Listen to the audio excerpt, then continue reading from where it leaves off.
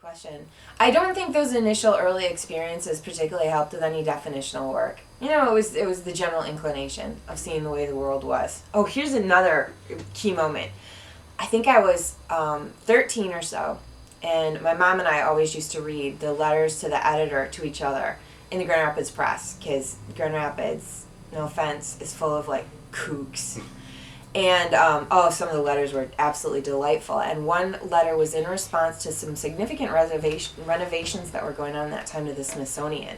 And they were being done so that the Smithsonian better represented actual biocultural realities.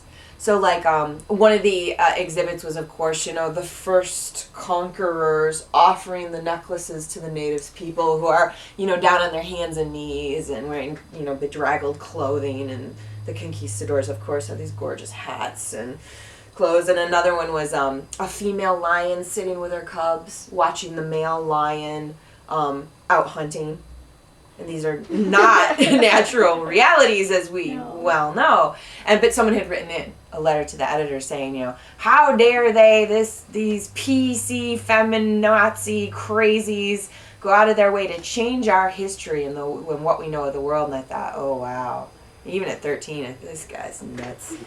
But this is a prevalent, dominant theme. Okay, so as far as definitional work, it's those small, potent gestures, as Cindy Self would put it, those tiny moments that accumulate into something which for me as an academic, as I continued through school, was, okay, I have to do something with this. I have to make meaning through this. And that starts by finding out how others have articulated this and what this particular means. So starting with, your basic women's studies, and it was not gender studies back then, it was women's studies, and kind of seeing the ways in which anthropologists and political scientists and literary scholars and others articulated feminism and made that part of their research agenda and kind of the things that they were studying. And from that emerged a historical sense and my own personal sense of what feminism was. Well, as a scholar, I like to simplify it and just say it means anything that promotes the equality of women and the equal status and treatment of women. Feminism means that intellectually, as a scholar and as a teacher, I'm always concerned with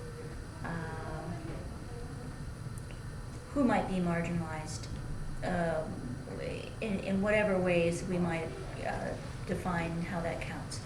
That could be marginalized socioeconomically, marginalized due to overt prejudice of some kind, denial of access, denial of opportunity, the marginalized.